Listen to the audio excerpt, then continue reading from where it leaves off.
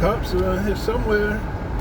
We're headed to Sharpsburg, Georgia. Stop number 2 to look at a Samsung refrigerator with a banged up ice buckets. See what we can do. Where they at? Chick-fil-A? I'm looking for the pop-up. Oh, shit. Lane split. I don't see them nowhere. Around here somewhere. Oh, saw that.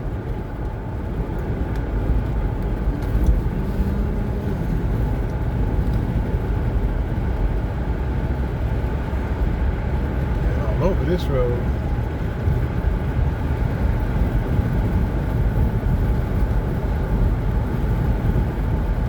Two more down here somewhere.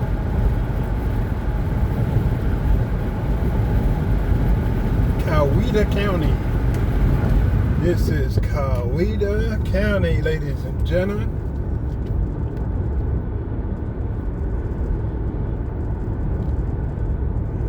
Headed to Sharpsburg.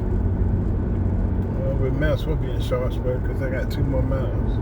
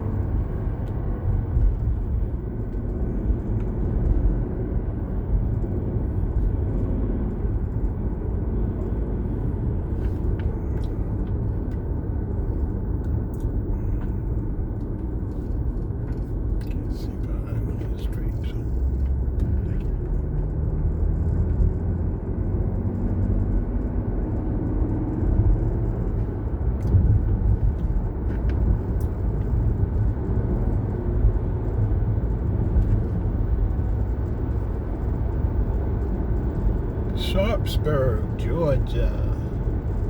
Never heard of it. Never been here.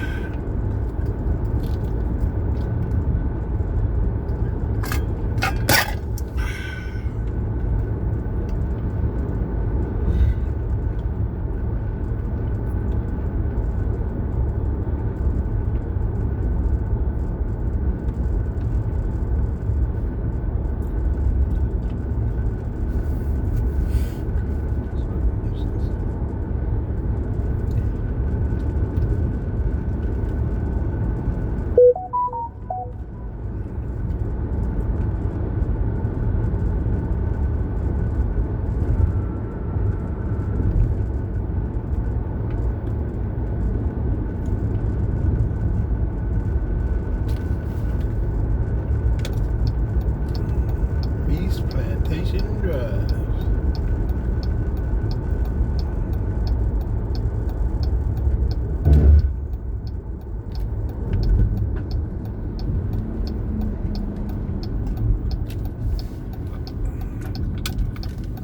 And what we do? 145 East.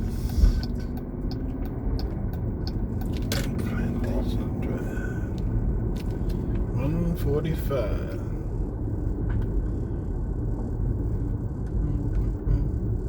$135.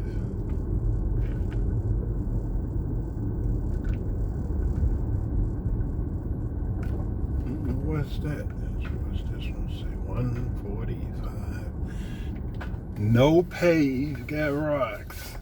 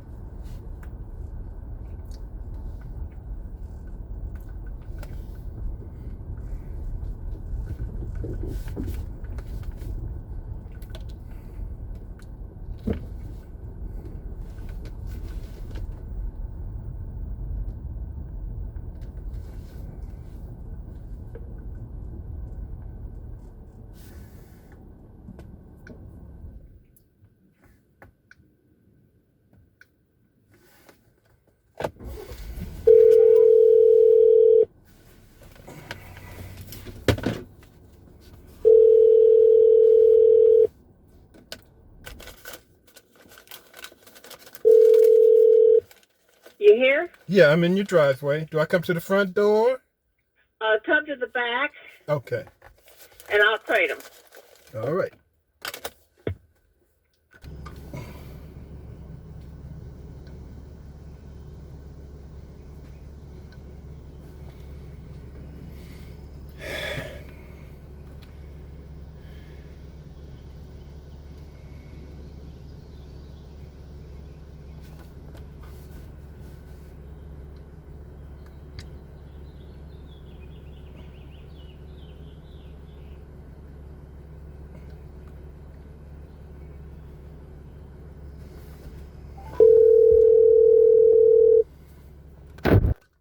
Hello. Hello, Miss Gredford.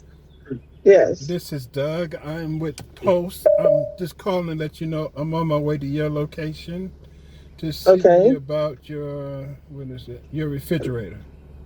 Correct. All It's an ice maker. Yes. Okay, I got a 30-minute ride. I'm sitting over here in, you ever heard of Sharpsburg?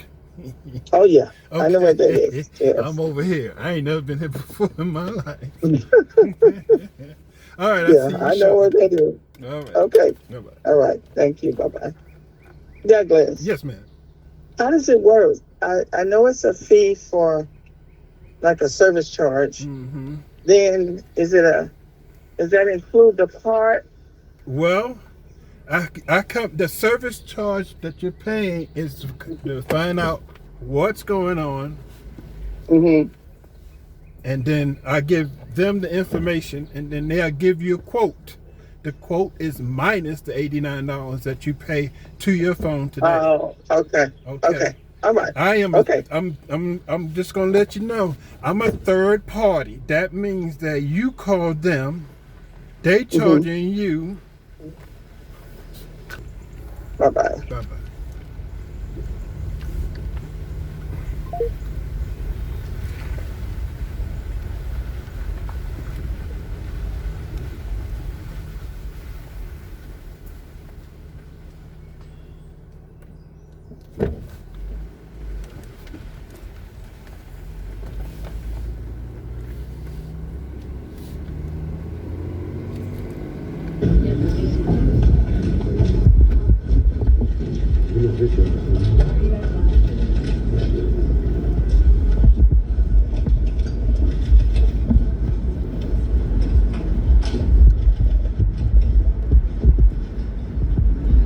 Thank you very much.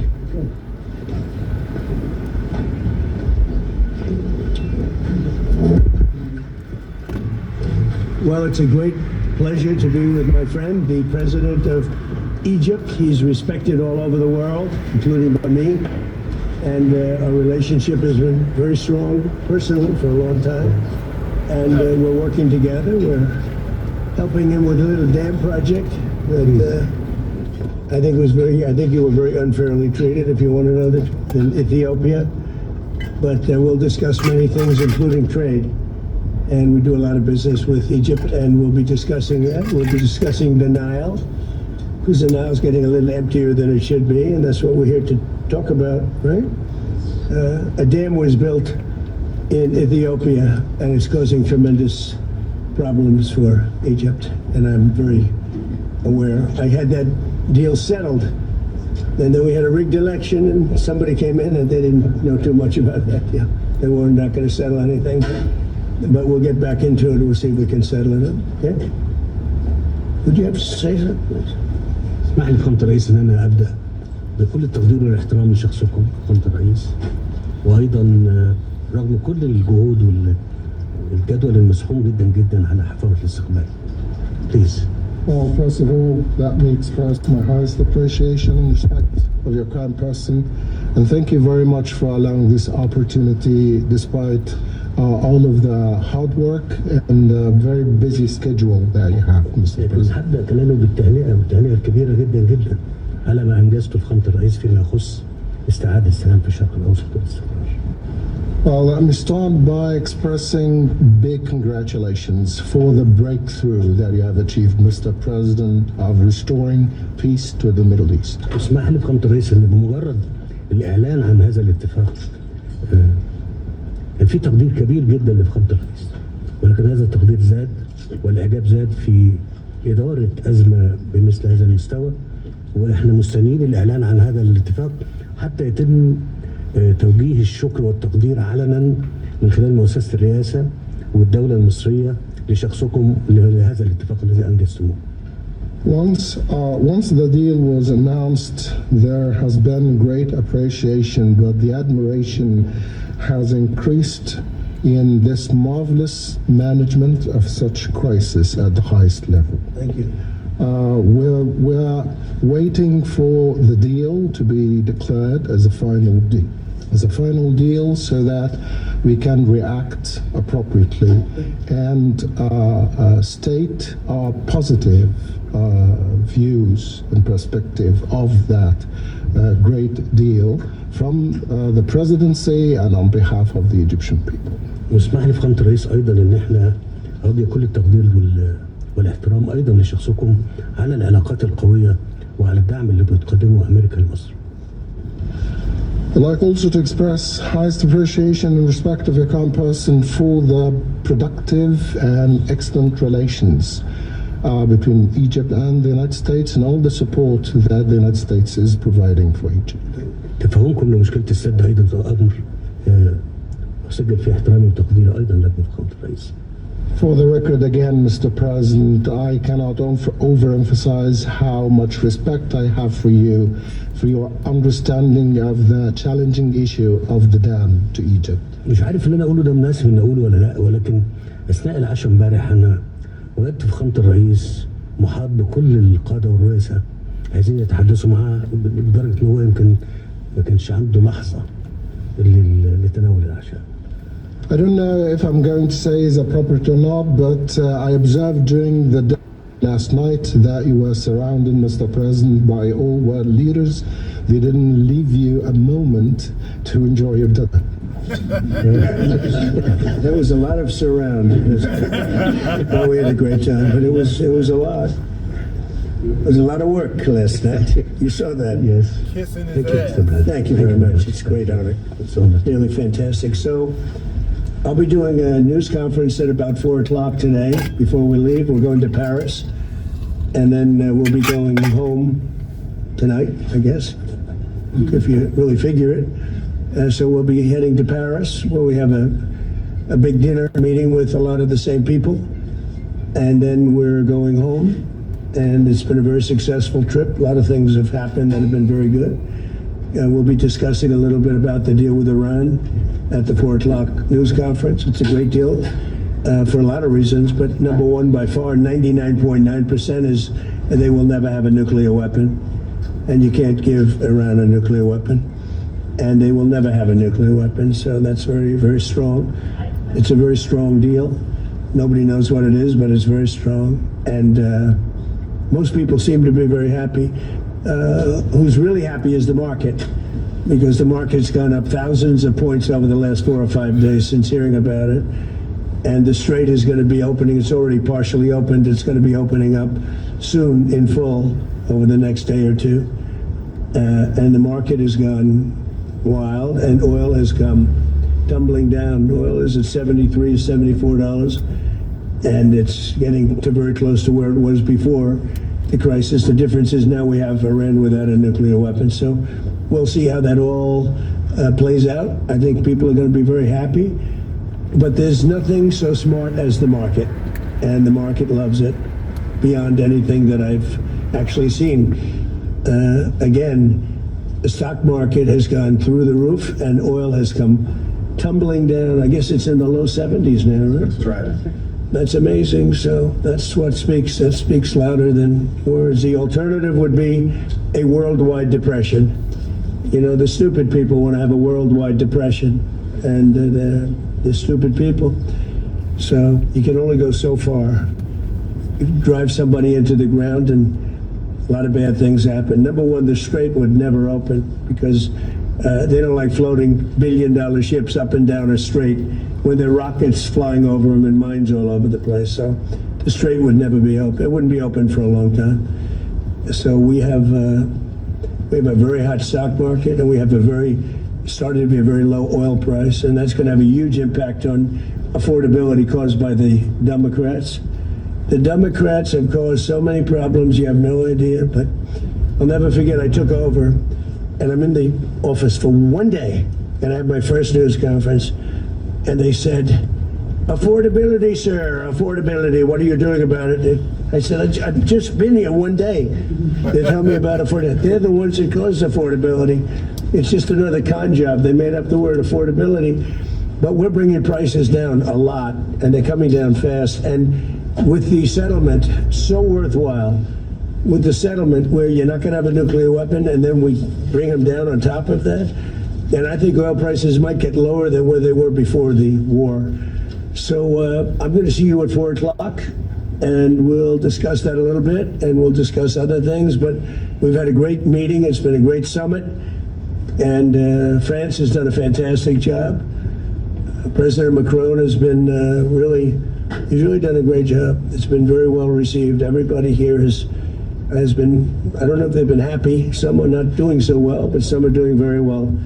But they've done a beautiful job. Thank you very much, everybody. Thank you, President. President, you addressed the MOU includes. Have I read it? Well, it's been reported that it includes a $300 billion construction fund funded by Gulf allies. That's No, false. it's false. That Is there any people, you can invest if you want. I mean, what am I going to do? Say nobody's ever allowed to invest? No, we're not investing. We're not putting up 10 cents. And people can decide to do that, but that's up to them. I mean, do you want me to say nobody's ever allowed to invest in a country? I'll say it with Egypt. Nobody's allowed to invest in Egypt. Am I supposed to say that? I'm asking whether. We are not investing in it, and we do not have a fund. Are you asking Gulf countries? No, I'm not. I'm not. If they do it, fine. But I would say they won't be doing it for a while until they find out the behavior. It's a behavior thing. But we are not investing. That's a false story that got picked up incorrectly from a statement that was pretty well made, I think. Maybe a little bit, could have been a little more accurate, frankly. But it's a story. We are not investing 10 cents.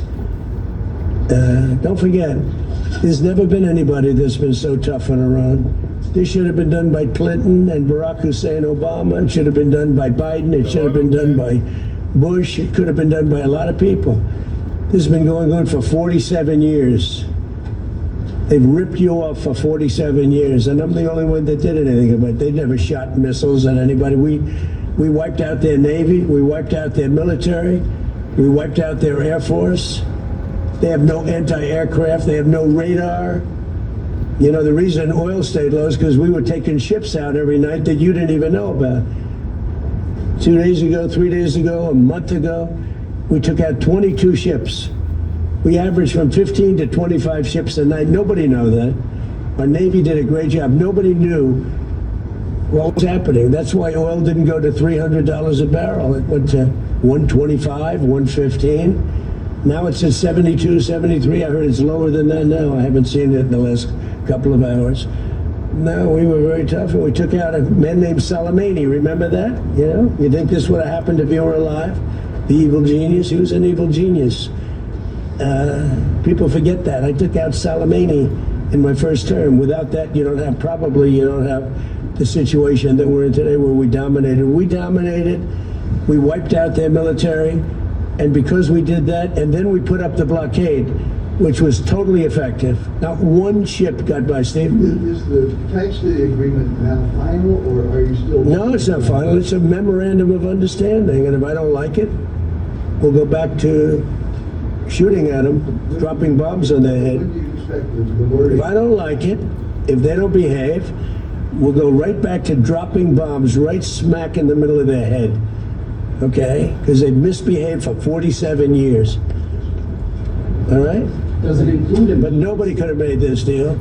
I mean, the JCPOA done by Obama, he handed him $1.7 billion in cash, gave him hundreds of millions of dollars, gave him billions and billions of dollars, but he gave him $1.7 billion in cash, green cash from banks, into a Boeing 757 and flew it into Iran. And they stood at the plane. I have pictures of it, like, oh my God, look at this money he's giving us. He tried to bribe his way out. I didn't do that. Nobody mentions that. 1.7 billion and hundreds of millions of dollars. They tried to bribe their way out of it. And you know what the Iranians did? They laughed at Obama and they said he's a stupid son of a bitch.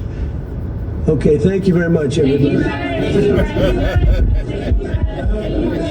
Goes off after the Democrats' constant complaining. Elon Musk is a white supremacist who believes in things like oh boy. I was going to finish it. This envy, jealousy, hatred of success.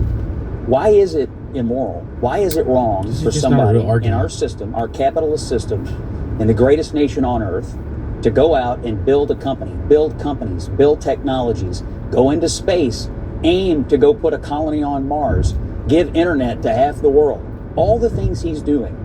Why is any of this wrong or bad? Why would we want to discourage anybody building anything? That is the nature of it. What if I told you Scott Jennings is wrong, and let me tell you why. Because they're liberals, the liberals that you had, I'm sorry. Yeah. Scott, do you think that they should be doing more? I think it's up to them. I think that many of them, and Arthur mentioned one, they do a lot. But it's not for me or you or any of us here to tell someone else what to do with what they earn. Is it for us to sit around and say, there's a limit on what you can build, there's a limit on what you can earn, and it's now my job to tell you what to do with your money? Hell no. Right. Scott Jennings goes off after the Democrats' constant. Scott Jennings torches Hunter Biden for endorsing Graham Plattner. Not sure this is the endorsement that Graham Plattner was looking for, Scott. Yeah, degenerates are having a moment tonight. I see Plattner, Hunter Biden, and Gavin Newsom all on the same screen. I mean, honestly, as far as character references go for Graham Plattner, Hunter Biden is the literal last person you would pick. But if Hunter Biden hasn't been paying attention to the things that Graham Plattner has said, done, the things he's had tattooed on his body, and the things that his girlfriends have said about him, that's on Hunter Biden because he seems woefully misinformed. Scott Jennings torches Hunter Biden.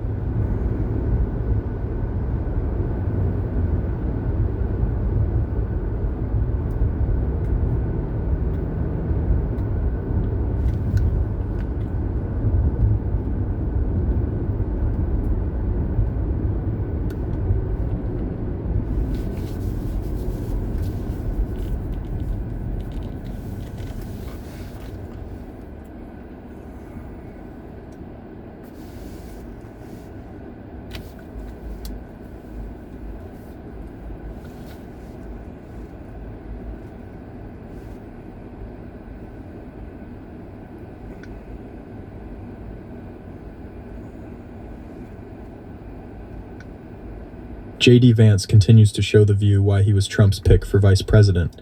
You know, one of the things you see in the Epstein emails is that Jeffrey Epstein hated Donald Trump, and that Donald Trump literally reported Jeffrey Epstein to the police. That's one of the things that came out of these files. They were best friends for about a decade. And remember, he signed that Transparency Act under duress when some Republican women, congresswomen like Lauren Boebert, like Marjorie Taylor Greene, did not give in to his pressure of not signing. He brought Lauren Boebert into the Situation Room to pressure her into caving on not voting for that bill. So let me respond to that. So number one is, yes, Donald Trump, and he said this, he knew Jeffrey Epstein back in the 1980s. He also threw Jeffrey Epstein out of his club when he found out he was a creep and reported him to the police. That's something that the media often misses when it reports this story. They tell the fact that they knew each other in the 80s, which the president himself admits. They ignore the fact that he narked on him to the police and led ultimately to Jeffrey Epstein's downfall. What?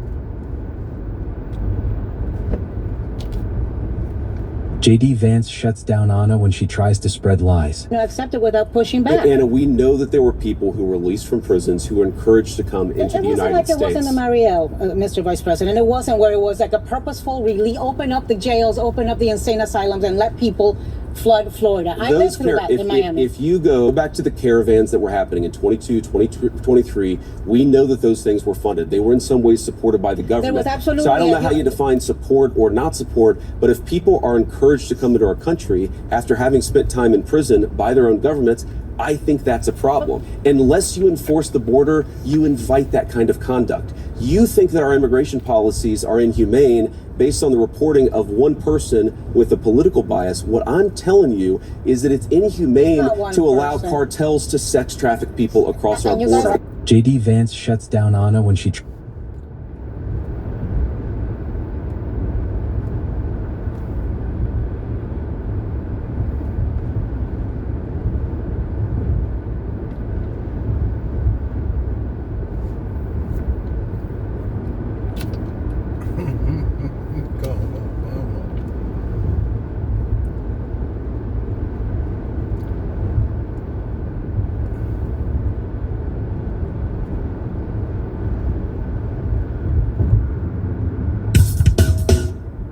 Elon Musk just became the world's first trillionaire, and obviously the left is freaking out because money is evil and he's not on their side, right? But what we're going to see today is Scott Jennings pointing out the hypocrisy of these crazy leftists over on CNN. But before we begin, don't forget to like, share, comment, subscribe on this video so we break through the algorithms. Here we go. Call it a million millions or 1,000 billions. Today, Elon Musk broke history, becoming the world's first trillionaire as his company SpaceX went public. SpaceX celebrated a record IPO trading today, with shares gaining 19%, lifting the company's market value to over $2 trillion. Now, Musk could also be compensated up to $7.5 trillion if SpaceX hits certain milestones, but the full payout depends on the company establishing a colony on Mars with 1 million permanent inhabitants. No big deal. Is it a moral failure, Carrie, for somebody to call themselves a trillionaire in this day and age? I think here's the irony. I was listening to a podcast Elon was on not too long ago, and he said pretty soon with the advent of robots, there will be no manual labor. Pretty much money's going to be useless. We won't even need money because they're going to take over and it'll be cheap labor, and money won't even it'll be a cashless currency. We don't need it in this society. And here he is, right here, the very first trillionaire. So I was looking like, I wonder what he would do with $1 trillion. Humor me for just a few moments. If you spent $1 million every single day, it would take you more than 2,700 years to spend $1 trillion. What you could effectively do with $1 trillion is get rid of global poverty. You could end world hunger. You could cure major diseases like malaria, and you could completely transition the global energy sector to renewables. The fact that he has this type of money only tells me that his power will be more prevalent, and that I cannot guarantee someone like this man would use his power for good. Well, you've already seen it. I think the great irony in what you just said is that this is the same person who took a hatchet to USAID. And the end result of what we're seeing is that there are thousands of women and children who have died because of the cuts. America has become weaker because we've receded from the world order when it comes to our soft power, something that George W. Bush talked a great deal about.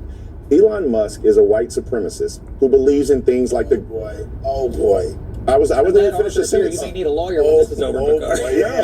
No, and then, can I finish the next sentence? Honestly. Who believes in things like the Great Replacement Theory? Honestly, So, Bakari. yes. What's wrong with what he said? It makes I sense mean, to me. wait a minute. Does Elon Musk not believe in the Great Replacement Theory? Is it not a racist theory that's been debunked? What's I so just boy don't. about I it? just think you, considering we have about 12 defamation cases in my office right now, before you start throwing things around like someone's a white supremacist. Now the senator from the Democratic senator who's got the SWAT sticker on his chest. I think then I would win that case. Hold on. Actually, hold on. Let me just. First of all, I want us to stay on topic. I mean, Arthur, I would say there are people you just brought up, Graham Plattner, people who have come on this show and called him a straight up Nazi.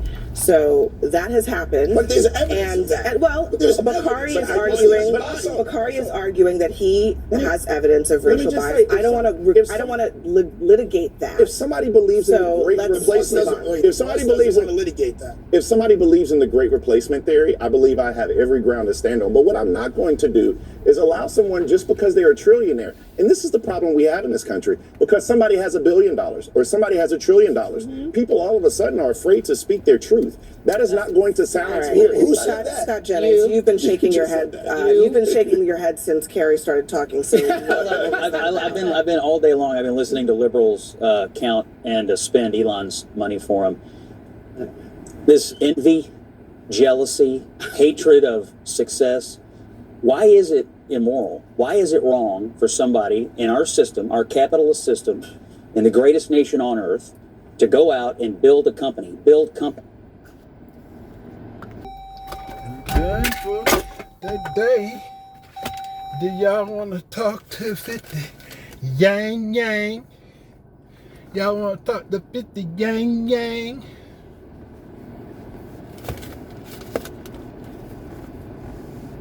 Y'all want to talk to 50 Yang Yang?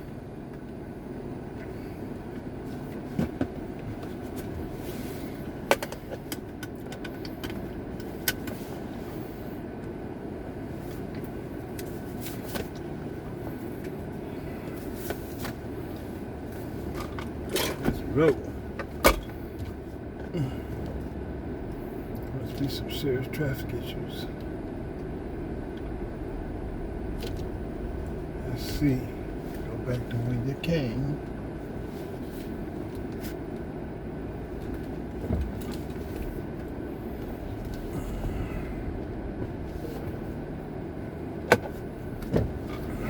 Deal with their mama.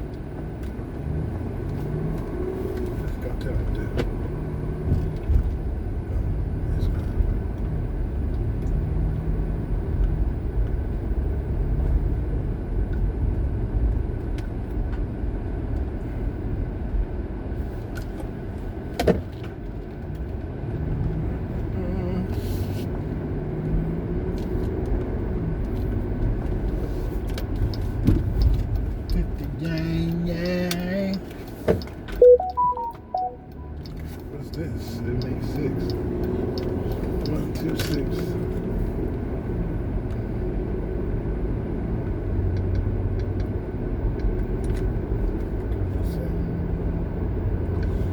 Darkness, this is who? Two things. Second. Hold up.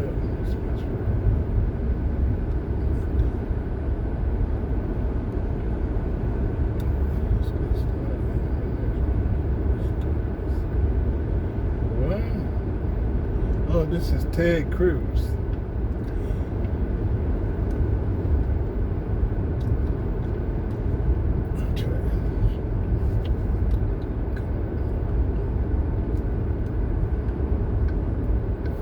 Guess we're going to have to call Nicole because she sent me video.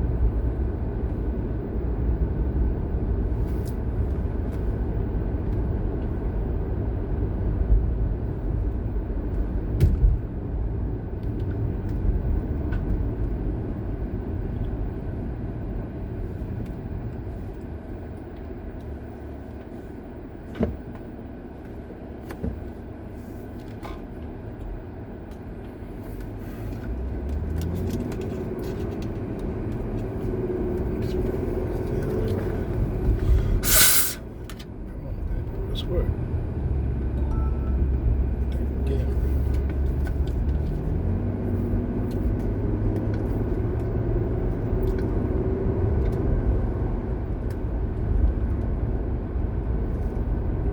Get him. Ooh. Get him.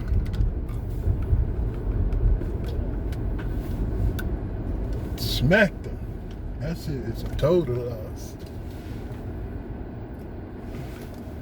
Going too much out here on no national highway.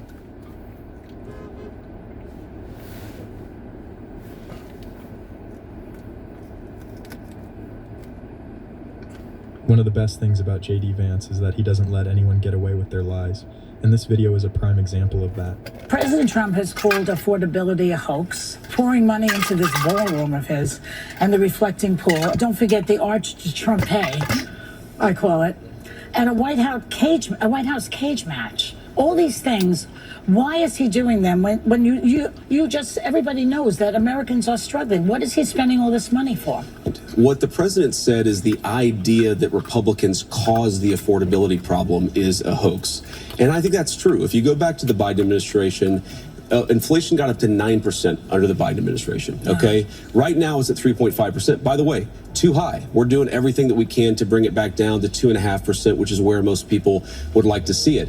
But we inherited an affordability problem. We're doing a lot to make it better. It's going to take a little bit of time. There's a lot more work to do. But the president knows that a lot of Americans are struggling. In fact, he ran on that. He talked about it. And we've done some things and made some good progress on that point. He just said he loves the...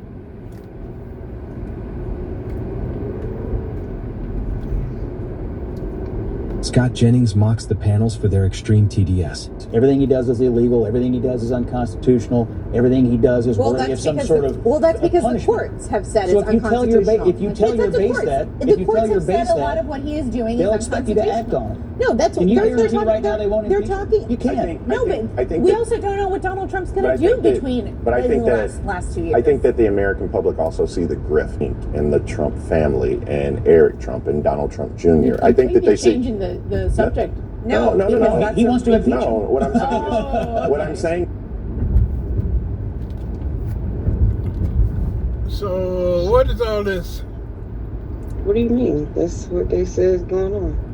I can't read it driving. What's that? Did you watch the video? It was saying I can't hear nothing. Hold on now, hold on.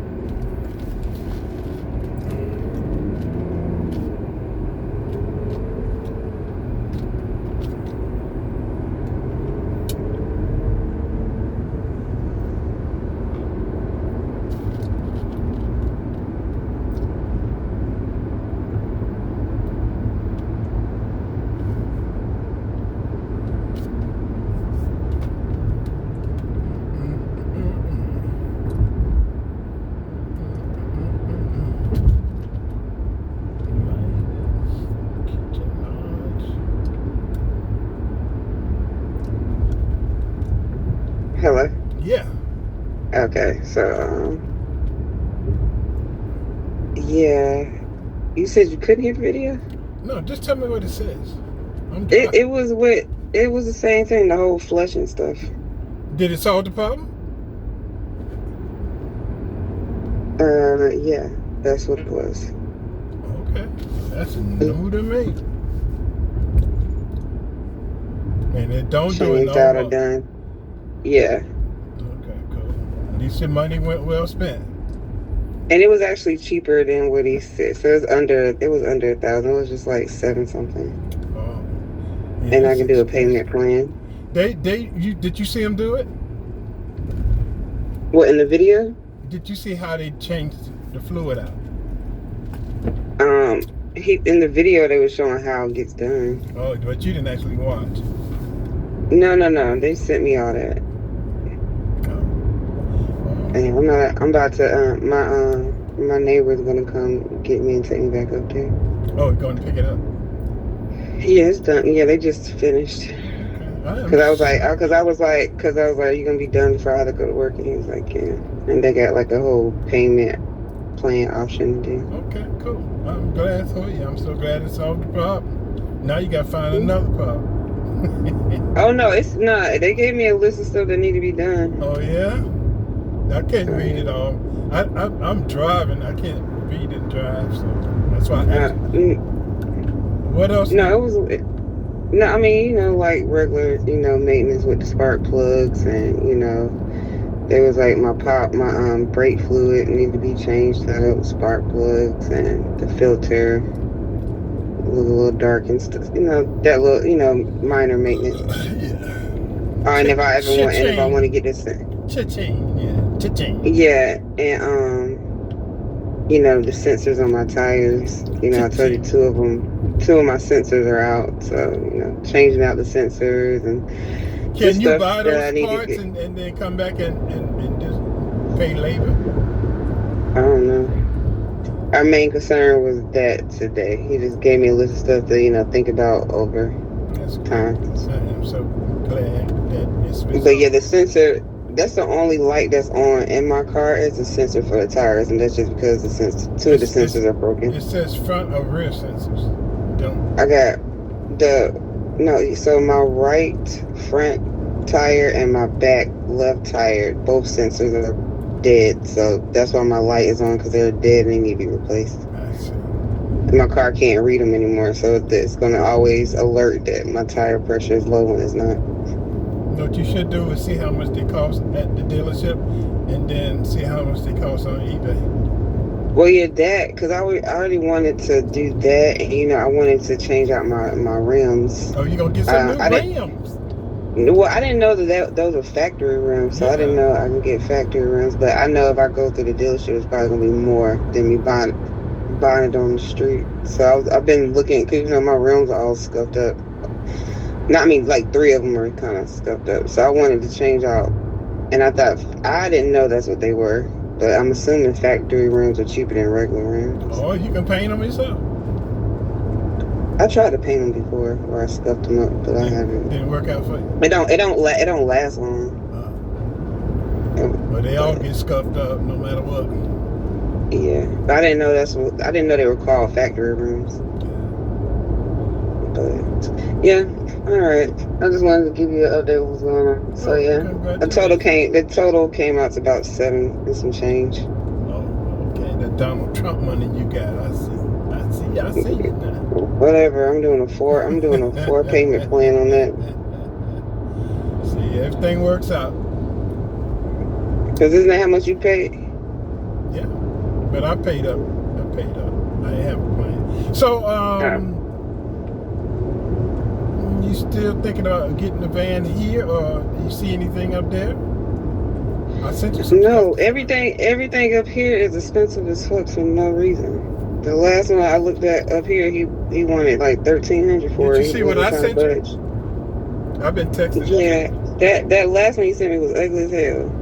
Damn, ugly fucking papers. That shit don't look like it can hold anything. About the money, honey. It don't look like it can barely hold anything. You want a van or you want a mini vehicle? A van. A big boy. Them things cost what, $75 a tank, I guess. The van, like the ones that be coming up to the post office, you got to be able to hold like at least 2 pallets. Like we be putting 2 pallets in they vans, but like the cargo vans, I guess that's what they call it. CJ would know exactly where you need to go. Don't she got a hookup? Yeah, hers is in Florida. Her uncle been looking.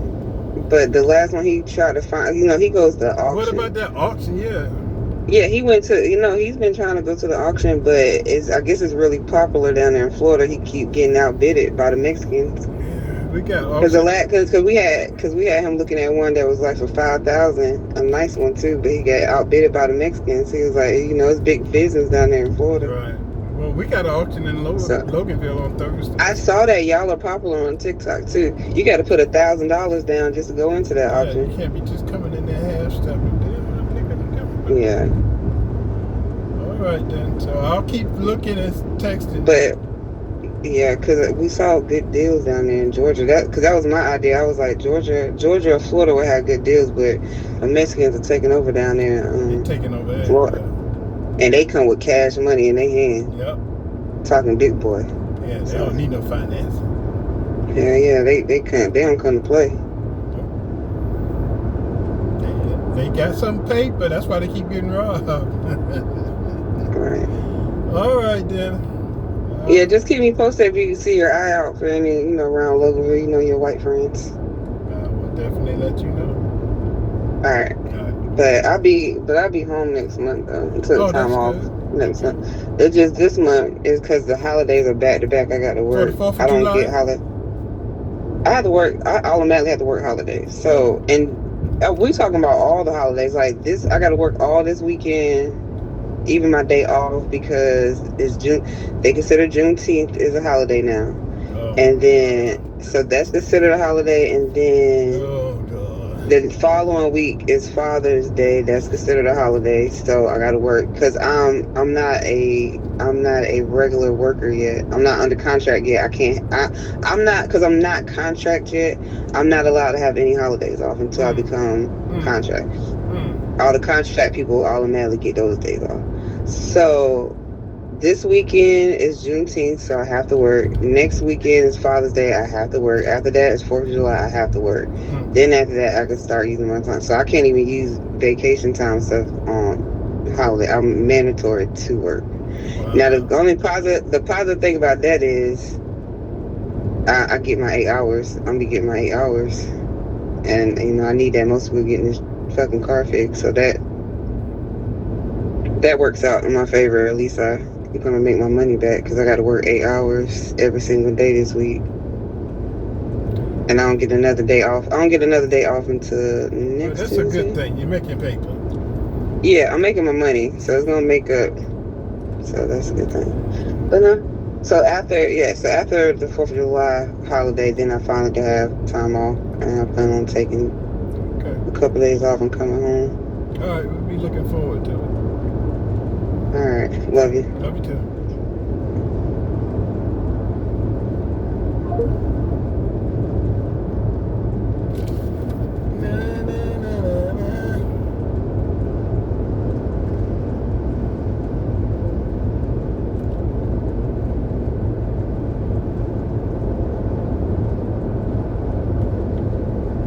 It was absolutely epic.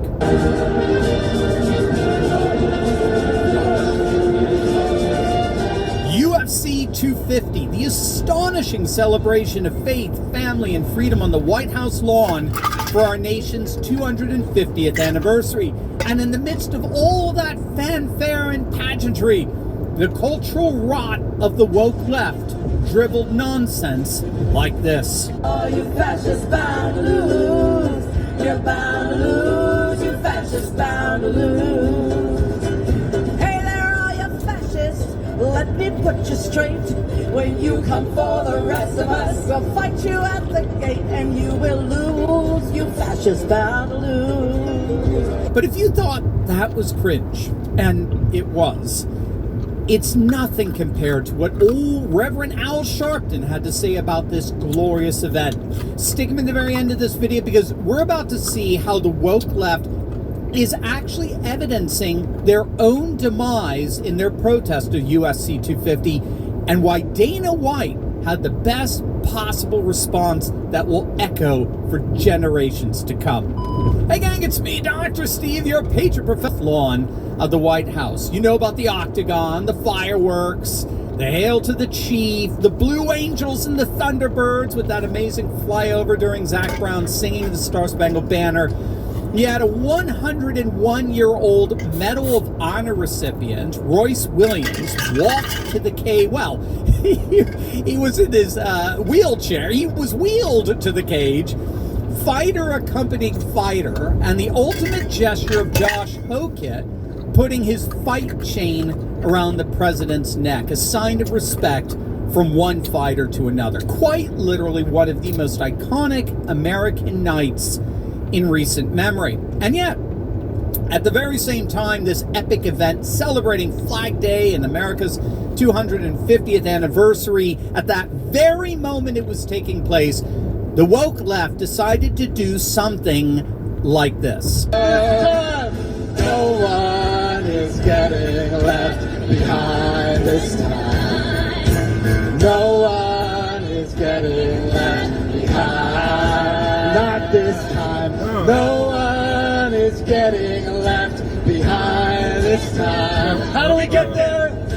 Together or never get there at all. It was literally beyond embarrassing. I mean, there could not have possibly been a better demonstration of what happens when a movement that once dominated culture has been exiled into the periphery of irrelevance. And yet, while these woke activists were demonstrating the cultural rot of the dying left, woke activists disguised as journalists in the pundit class demonstrated the left's intellectual rot. And no one even came close to demonstrating that rot more than the race huckster par excellence, Al Sharpton. Because when we're dealing with this redistricting, Trump and others are trying to bring us back to an America that we struggle to get out of.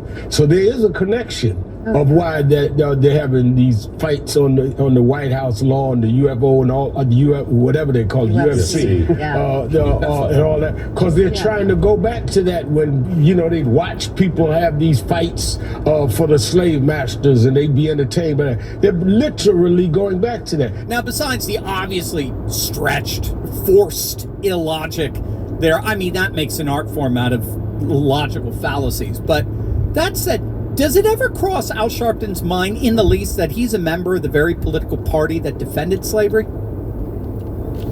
Does he not even realize that it was the Democrat Party that he has devoted his life to, that he ran for president under? They were the champions of the very slavery he's trying to tar and feather Trump with. I mean, I don't even know if such cognitive dissonance is actually possible to comprehend. But if you can imagine, it actually gets worse. Just when you thought this guy's borderline historical illiteracy, could it get any more absurd? Check it out. Let's not forget. Look at these ice raids playing out on America's streets. Let's not forget, one of the things that I think slips a lot of people. When Donald Trump first was elected in 2016, Mika, in 2017, when he went to Oval Office, one of the first things he did was hang a picture of President Andrew Jackson. Andrew Jackson was the slave-owning president who nominated Judge Roger Taney to the Supreme Court. Taney became the Chief Justice that saw the Dred Scott decision passed. Why didn't anybody ask Trump, Andrew Jackson? I don't even remember reading about him in elementary school. Why Jackson? That's the kind of country he wants us to go back to, Andrew Jackson, and we must resist that with all we have. Andrew Jackson was a Democrat. Andrew Jackson was one of the founding members of the modern Democrat Party. Like, I know this is the party that doesn't know what the difference is between a man and a woman. I know. But now they're living in an alternative reality where they attempt to weaponize history in such a way as to accuse others of the very sins their own political heritage committed. I mean, it's beyond parody. So what you just saw there, the UFC Freedom 250, the stars, the stripes, the fanfare, the celebration, the patriotism, the athletic competition, the lights, the music, the flyovers, all of that was, according to Al Sharpton, nothing more than a racist return to slavery. I mean, seriously, what level of ideological brain rot has to infest your mind to even begin to come up with frames of reference like that in response to this obviously ultra-patriotic, wonderful Flag Day celebration. And the irony here, by the way, is that ultimately, it's Al Sharpton that is himself becoming more and more a relic of history. Here's Columbia University professor John McWhorter on the end of the era of black grievance. Now we have so many people with so many different kinds of problems, and it's never going to be the way it was before. And I find myself watching someone like Chicago's mayor, Brandon Johnson, and he's clearly minted right in the era of black power and root causes, the idea that no black person can really do anything wrong because of our history. And to me, and I think to an increasing number of people, he looks tinny now. He talks in a way that would have been considered very urgent and very Jesse Jackson-esque in 1982. It doesn't work now. He's becoming a relic of another time. I suspect he won't be reelected, and that type is going to be ever rarer. We need more cosmopolitan and, frankly, more honest people as our black leaders. It's gotten to the point that when someone comes along who thinks that we're still in the era where black grievance is something that a significant number of whites are ready to just lay down and change the rules for, I see that kind of person and I almost feel sorry for them, because I can tell that they just don't know what else to do. They can't imagine going another way. The noise that they're trying to make and the effect that they're hoping it's going to have, it's not going to work the way it did for previous generations. And nothing demonstrates that more than the way UFC President Dana White responded to this woke insanity. It was absolutely epic, and wait until you see this. Did you know that about 1 in 5 Americans live... All I'll say is this. Whenever there is a Democrat back in the White House and they invite Robert De Niro, and Robert De Niro stands in the White House and says, "F*** Trump," or starts talking about, what Melania Trump did, I don't want anybody who has remained silent right now raising their hand or saying a thing. Because it's gotta, there's things that are just condemnable. These are the same people who want a comedian fired because of a lame joke about Melania Trump. And yet they don't have the guy said he had the balls to host the UFC, but he doesn't have the balls to condemn what is clearly condemnable. Let me play Scott Jennings' reactions. I'm here.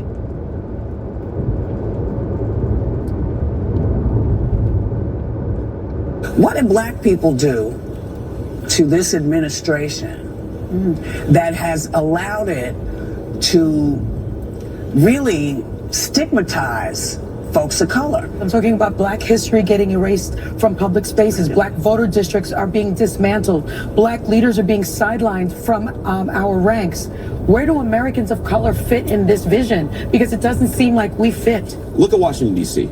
One of the most democratic and one of the blackest, by share of population, blackest cities in the United States of America, has seen a radical decrease in violent crimes and sexual assaults and in murders. We have tried to take the crime issue seriously, in part because we believe everybody, whether you're black or white or rich or poor, deserves to live in a safe neighborhood. Why does the crime? Where does the crime step in?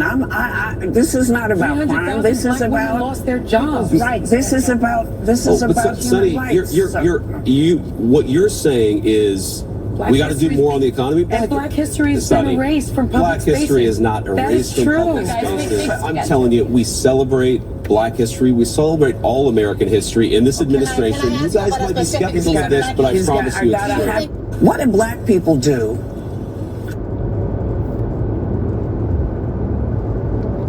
Ana Navarro can't control her temper when she is challenged. It's consistent berating and insulting and ad hominem attacks, particularly against women.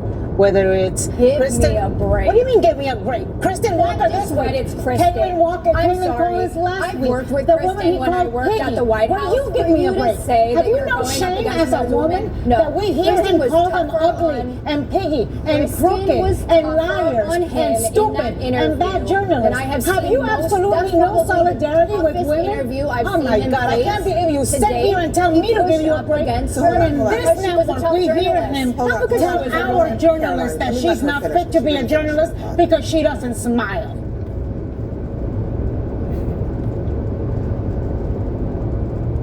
Shut the front door because UFC on the White House lawn is the most patriotic thing I ever seen in my life. I don't know how MMA or cage fighting is emblematic of our country. It is if you look at Congress. I don't understand how that sort of reflects American culture and is celebratory. So there's that piece. And the other piece that I find deeply troubling is that it's deeply corrupt, because Donald Trump owns stock in UFC. And this is a for-profit event on government grounds. Are the taxpayers getting some money? Are we going to get some checks for this? No, but the Trump family. She lied. This is not a for-profit event. I saw when Dana White was on TV, he said that they're losing money on this because they're not charging anybody for the tickets because they're giving the tickets away. You cannot buy these tickets. These tickets are afforded to people that are selected by the president and selected by Dana White, and then the rest of it is given to the military personnel. Given to them. They don't buy it. They can't buy it. They spent $60 million to build this out. This is not a for-profit, meaning that the event itself is going to be for profit, where you can sell tickets on the lawn. You cannot sell and do commerce on government grounds like that for profit. So they're not making $0. Their contract that they did on Paramount, they're not buying it like pay-per-view. These are people that are already a part of Paramount. This is a commemorative event on Donald Trump's birthday. It is fitting because Donald Trump's involvement and support in helping the UFC become what it is today, when they were struggling and they were starting out, Donald Trump was a key factor in helping UFC blow up. But you stew heads don't know nothing about nothing. Shut the front door, because UFC on a... Scott Jennings makes it clear who the good guys really are. Commit war crimes, and if we go after people in unsavory ways. Look, the bottom line of this conflict is this is a country that for 47 years has been run by religious fanatics that are desperate to bring about the end of the world with a nuclear weapon. Their principal mantras are death to America and death to Israel, and he is trying to prevent that. I'm not really having trouble saying the right and the wrong here, or the moral versus the immoral. I believe in the righteousness of this mission. I think most Americans do, and I think it's pretty easy to tell the good guys from the bad guys here, but I'm hearing a lot of people in the air saying... So, I'll just go ahead and say it this way. I get it. This is not...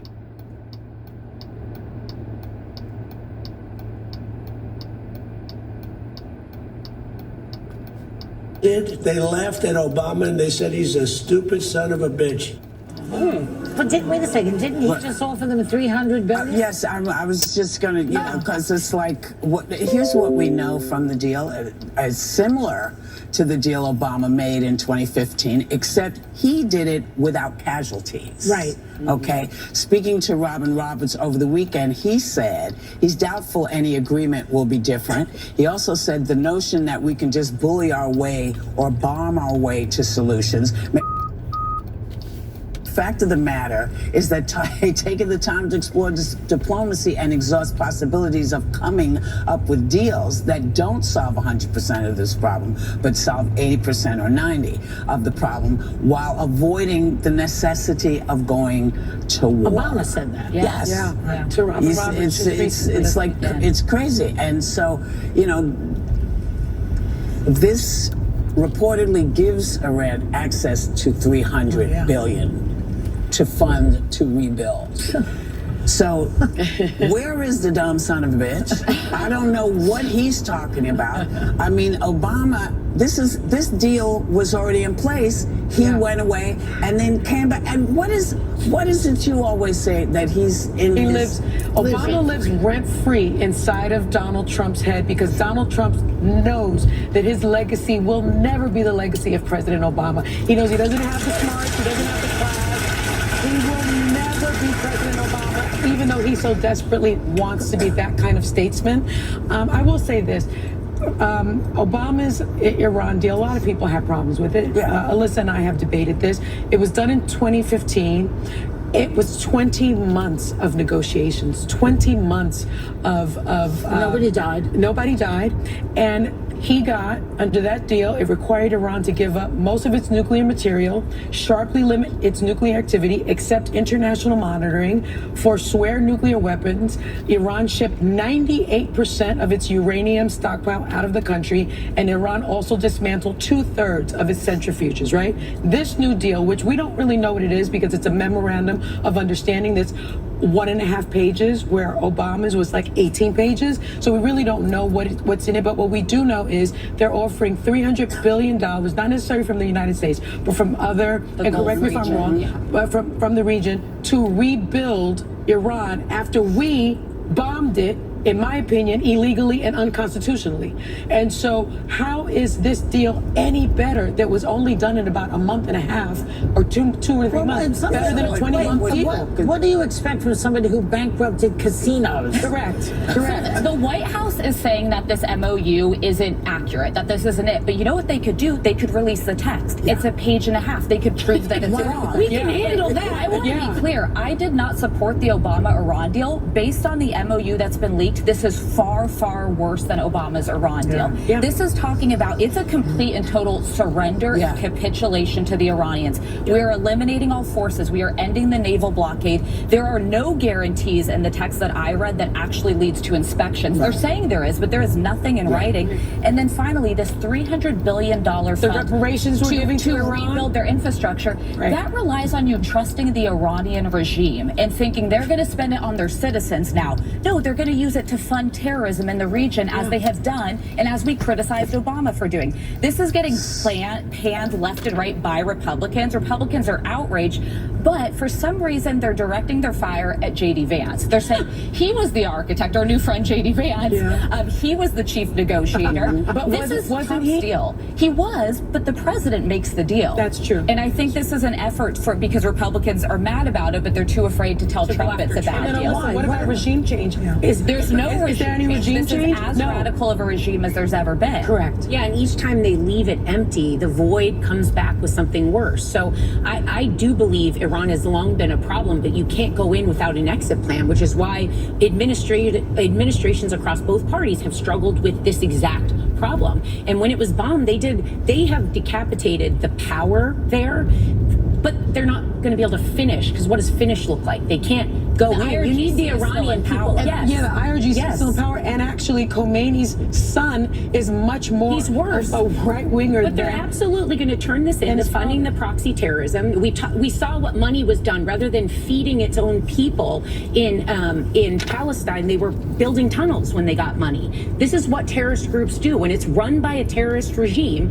you will neglect the people and hurt them over and over again. So it didn't help the Iranians. It didn't help us. It didn't help anybody. That's the problem. And that's why I think I get so annoyed with him when he goes after Obama. Do better then. Correct. You didn't do better. But he can't. He can't. It's not possible. Well, I understand that, but then don't call him a son of a bee. Yeah. Don't do that, because you compounded a problem we didn't have. And people die. If you're negotiating with Trump, the best thing to do is call Obama a name. Like, if he thinks they were really calling him, if you're trying to smooth him over, it's the easiest thing to do. Just blame Biden, Obama, and we move on. And I am so tired of Donald Trump. I can barely even talk about him anymore. I am so sick of his stupidity, of his dishonor, of the way he talks about people, the way he, as you said yesterday, the way he presents himself to children out in the world, the way he curses and swears about people, the fact that he's so incompetent at what he does, the fact that these Republicans stick by him no matter what. The fact that he's scripted so much from the American people. And by the way, where is this Iranian deal? Is it with his college transcripts that we never saw, or his tax returns that we never saw? Why are Americans putting up with this? Come on. But how many times have we heard, don't worry, the taxpayers won't pay for it? Correct. Dating back to the wall, we were told over and over, don't worry, you won't pay for it. And every time the taxpayers get looped in. That's very important, because they are claiming right now, the White House is saying that this $300 billion fund, first they're denying it, but then they're saying it's going to be the Gulf region partners are going to pay for it. I will believe that when I see it. I think this is going to fall to American taxpayers after this war already cost us a lot of money. Add it to the tab. Sent all our prices up. But what's also interesting is it's reported that Marco Rubio and Pete Hegseth have opposed this deal. So that to me shows that these are even people that are hardliners against the regime that don't think it's a What good are they going idea. to do about it, though? They can't stop it. It's up to the president. Yeah, So I they mean, could- it's the So it's useless. The only the only way to stop this is to change the regime. Right. That's the only That's not happening. but I believe it's going to happen because Americans, we know we have to pay for stuff we don't like. People pay for stuff that they don't like. change this administration. Yes, She means this regime. Yes, this She's regime. calling it a regime. Well, because that's what it is to me. Right. That's what it is.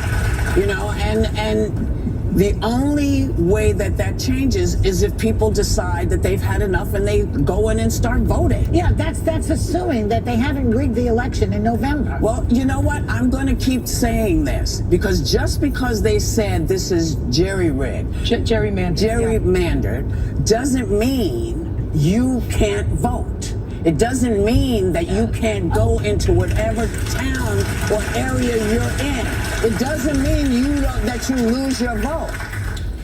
What? Yes. One thing I want to say. The people of Hungary were able to get rid of Orban. Yes. Even though he rigged everything in that country. And the reason that they could do it is because they came out in huge numbers. Yeah. And that is what he's trying to say. That's my point. And that's important. Yes. And because they say these things, they say, well, it's what is it, gerrymandering? Gerrymander. I like jerry rigging better. But both are offensive to people, I will tell you. They come from come from slander. Oh, really? Yeah. But my point is that the reason they tell you this is to make you say, well, it doesn't matter what I do. It does matter. Right. You showing up, you coming out, and this is not just at Democrats. There are Republicans out there who don't like what they see. Oh, yeah. We need y'all to come out too. That's right. Because we have to make this change, or this is what we're living with the next, little while. We'll be right back.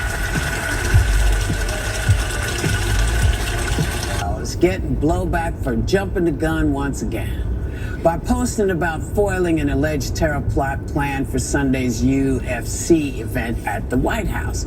Now, here's what Deputy Secret Service Director Matthew Quinn had to say when he was asked about it yesterday. I'll tell you a phrase I learned early in my career in the New York field office, and that's don't choke on your own smoke. Anyone that believes that case was worked in a bubble is naive. I'll tell you the Secret Service led that investigation from the beginning. I'll tell you that it's ongoing. In order to maintain the integrity of the investigation and the security plan, we chose not to leak it. Yeah. And so this is not the first time Kash Patel has jumped the gun. Yep. He announced a potential suspect in the fatal shooting of Charlie Kirk that he said he was in custody. 2 hours later, that person was cleared and released. He tweeted out crime scene evidence from a shooting at an ICE facility in Texas. He shared a premature victory message that a person of interest was in custody for the shooting at Brown University. That person was released without charges. Yeah. I mean, didn't he do something with Savannah Guthrie's mom too? Didn't he release that they'd questioned someone and they were? So what he's saying, he's kind of dumb. He's premature.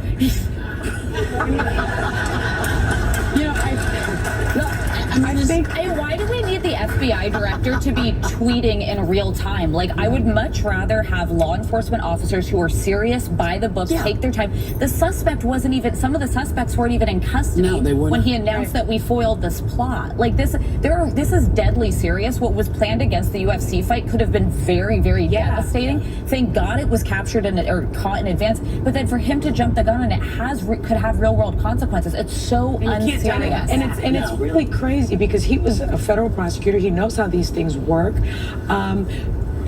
Investigations are never linear. They sort of go all over the place, especially when you're cooperating with other agencies and organizations. And so this is textbook not done. You just don't do it. The other thing that bothers me even more or about the same as jumping the gun all the time and compromising investigations and arrests is that Jamie Raskin, who's in Congress, just sent Kash Patel a letter requesting more information about this alleged slush fund that he has. So apparently he has about $1 million in FBI funds that he is giving bonus payments to his security. Kash Patel is giving bonus payments to his security details. Allegedly? Allegedly.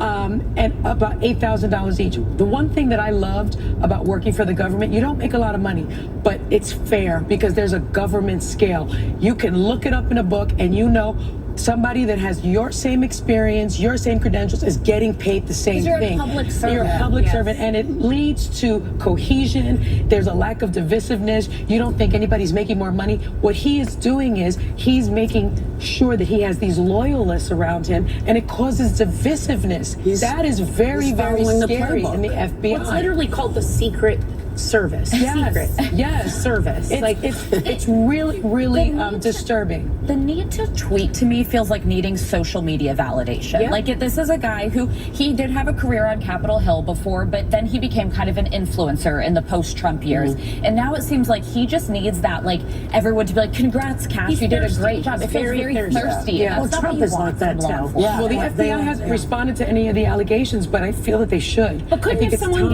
if they're charged, the fact that he did this before people were in custody can make it can affect that can make a difference. And for the slush fund, they have not responded to it. Isn't I it think dangerous? the American people get But to isn't know. it dangerous to have a guy like that? I mean, I remember World War II. They had loose lips sink ships. Remember that? Yes. And it was a very dangerous thing to speak. You know, you wouldn't even give your dog sitter. You want your dog sitter to have discretion and not say where you are.